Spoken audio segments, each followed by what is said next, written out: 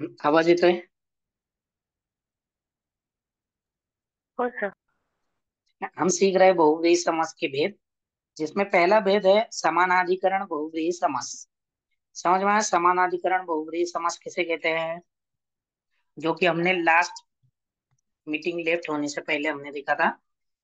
जिस समास में विग्रह में समान विभक्ति होती है उसे हम समानाधिकरण समास कहते हैं। और उसके उल्टा है व्यधिकरण बहुव्रीहि समास किसे कहते हैं, तो जिस समास में पूर्व पद और उत्तर पद दोनों में अर्थ के अनुसार अलग अलग विभक्ति होती है उसे हम व्यधिकरण बहुव्रीहि समास कहते हैं। क्योंकि इस समास में सामासिक जो पद है वो क्या है, अलग अलग है। मतलब एक दूसरे के विशेषण विशेष वो नहीं है, अलग है। इसके कारण इसमें समान विभक्ति नहीं होती। समझ में आया यहाँ तक? समानाधिकरण बहुव्रीहि समास किसे कहते हैं और व्यधिकरण बहुव्रीहि समास किसे कहते हैं? हो सर। उदाहरण देखिए व्यधिकरण बहुव्रीहि समास का। गजानन, गजस्य आननम यस्य सह। गज और आनन ऐसे दो पद है जिसमें पूर्व पद गज है, उत्तर पद आनन है। गज शब्द की षष्ठी विभक्ति हुई है गजस्य, और आननम यह प्रथमा विभक्ति हुई है क्योंकि वो नपुंसकलिंगी है और गज और उसका कोई संबंध है नहीं। अर्थ क्या है? गजस्य आननम यस्य सह, हाथी का मुख है जिसका, वो कौन? गजानन, भगवान गणेश। गजस्य आननम यस्य सः गजाननः। दशाननः, दशाननः कौन से समास में आएगा? ये उदाहरण आगे दिया है शायद मैंने,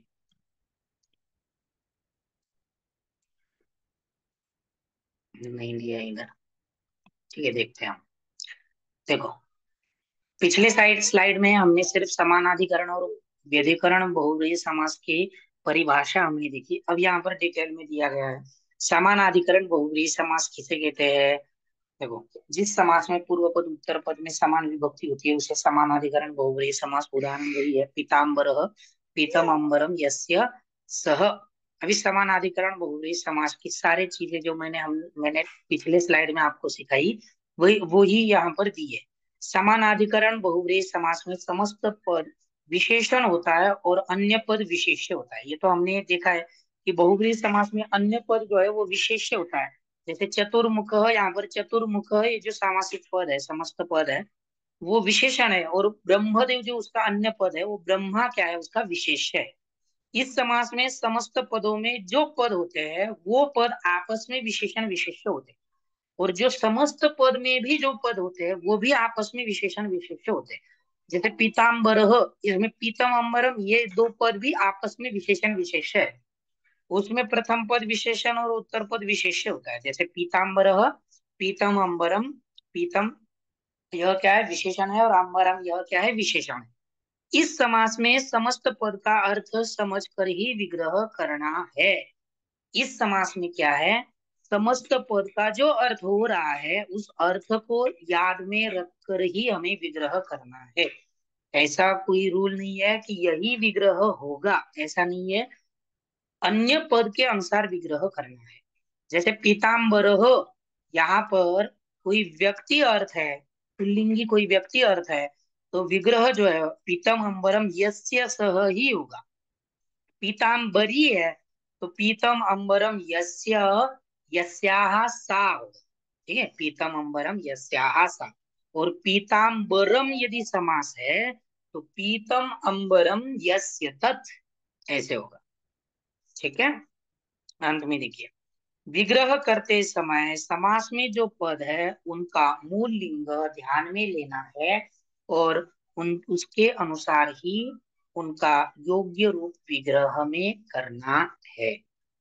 ये तो मैंने पहले ही बताया आपको, सामासिक पद में जो पद पद है उन पदों का खुद का जो लिंग है उसके अनुसार ही विग्रह करना है। समझ में आया यहाँ तक?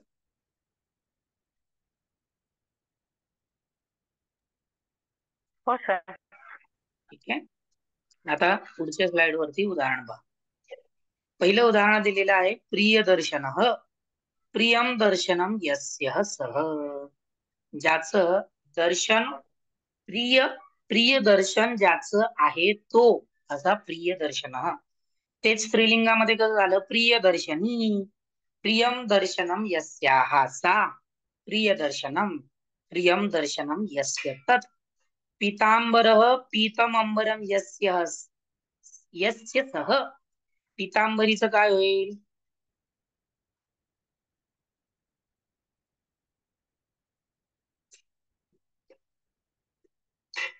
पितांबरीचं पितांबरीचा विग्रह काय होईल समासाचा?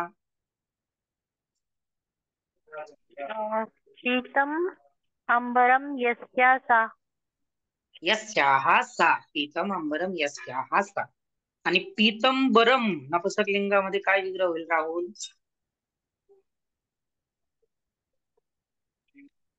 पीतम अंबरम यस्य तत्. बरोबर, पीतम अंबरम यस्य तत्.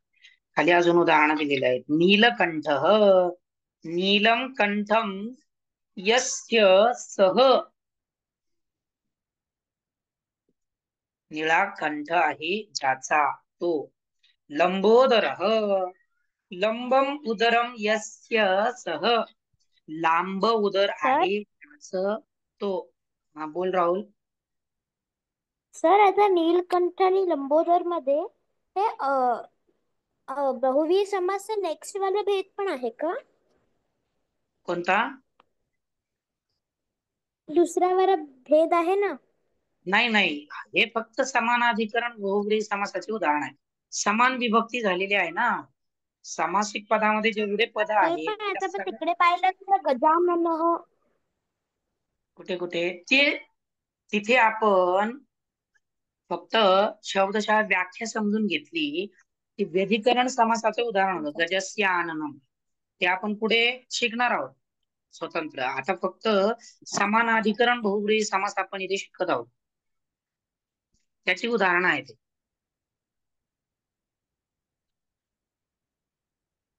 समजते राहुल? हो सर. ठीक आहे, पुढे पहा. सत्यप्रिय, सत्यम प्रियम यस्य सह.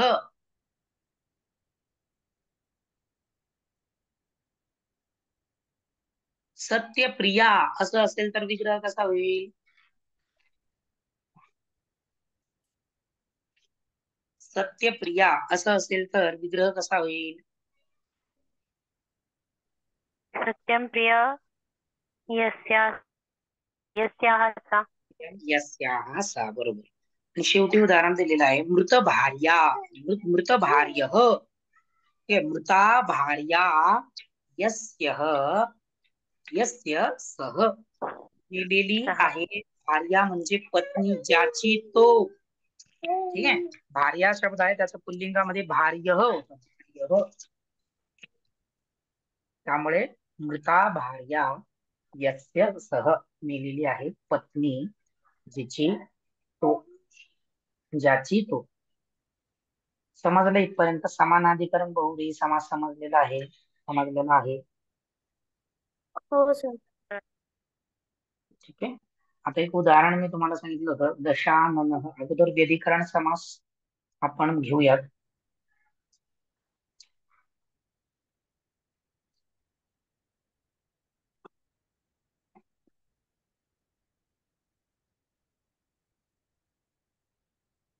दोन उदाहरण याचे आपण इथे पाहूयात. व्यधिकरण बहुव्रीही समास कशाला म्हणायचं सांगा बरं पटकन मराठीमध्ये.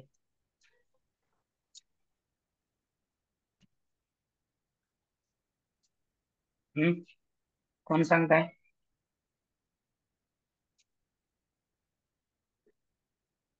व्यधिकरण सांगायचंय का मराठीतून? हा, व्यधिकरण समास कशाला सर म्हणायचा आहे? त्याच्या सर दोन्ही हे त्याचा पदांचे तिसरा अर्थ देतो. एक जण सांगा कोणी पण.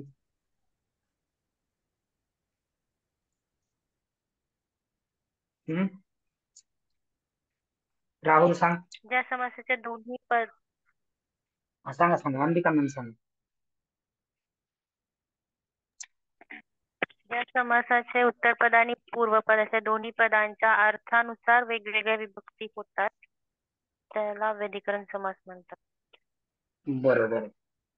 ठीक आहे. विग्रहामध्ये अर्थानुसार ज्या वेळेस वेगळ्या वेगळी विभक्ती होते, पदांची वेगळी विभक्ती होते, त्यावेळेस त्याला काय म्हणायचं आहे? व्यधिकरण बहुव्रीही समास.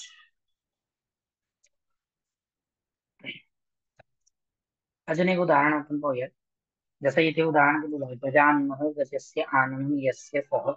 आता हे कोणत्या समासाचं उदाहरण आहे? तुम्ही परत लक्ष देऊन. सर तुमचा आवाज येत नाहीये? सर आता है. ओके.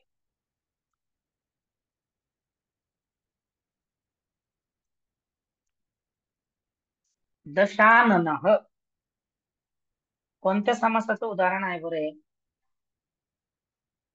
दशाननः समानाधिकरण बहुब्रीही समासाचं उदाहरण होईल की व्यधिकरण बहुब्रीही समासाचं उदाहरण होईल? व्यधिकरणचं. पहिल्यांदा विग्रह काय होईल याचा? दशस्य आननं यस्य सः. अर्थ काय होईल मराठीमध्ये? अर्थ काय होईल? 10 तोंडे ज्याला आहे. 10 तोंडे ज्याला आहेत ते. बरोबर. आणि गजाननः इथे अर्थ काय झालेला आहे? हत्तीचं तोंड ज्याला आहे. हा, हत्तीचे तोंड ज्याला आहे. परंतु इथे 10चे तोंड ज्याला आहे असा अर्थ केला का आपण?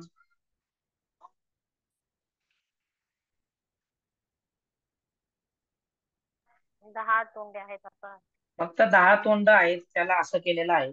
म्हणजे विग्रह कसा होईल? हे दोघं एकमेकाचे विशेषण होतील का? 10 आणि आनन चतुर्मुख प्रमाणे.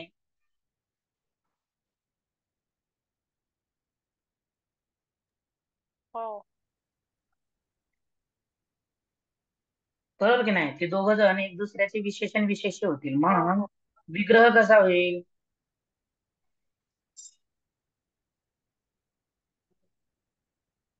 विग्रह सर. विग्रह कसा होईल? आनन शब्द कसा आहे? पुल्लिंग, स्त्रीलिंग, नपुंसकलिंग. आनन मूळ शब्द कसा आहे? आनन. ते आनंद.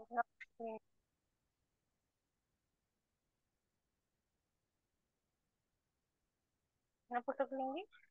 नपुंसकलिंगी आहे. बरोबर. मग नपुंसकलिंगामध्ये आनन शब्दाचं बहुवचन काय येईल? आननानी.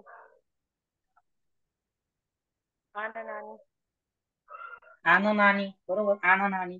आणि दश हे त्याचं जर विशेषण झालं तर दशचं रूप काय होईल? दशानी आननानी.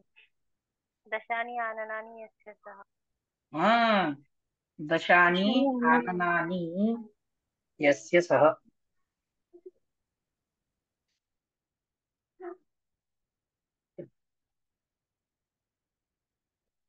दशानी आननानी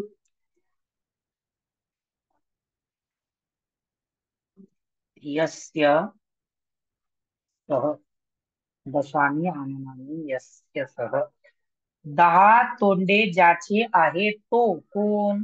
रावण. समजलंय? काय शंका आहे? नाही सर. व्यधिकरण समास समजलेला आहे. त्याची काही उदाहरणं मी तुम्हाला सोडवायला पाठवतो. आवाज ब्लर होतो. आवाज येतोय? हा, आता येतोय. ठीक आहे. याची काही उदाहरणं बहुव्रीही व्यधिकरण समासाची मी तुम्हाला सोडवायला पाठवतो, कारण एकच मिनिट राहिलेला आहे. या ठिकाणी आपला बहुव्रीही समास जो आहे, अंतिम समास, अंतिम प्रकरण आपल्या वर्गामधलं या ठिकाणी संपलेलं आहे. ठीक आहे. 1 मिनिट मी रेकॉर्डिंग म्यूट करतो.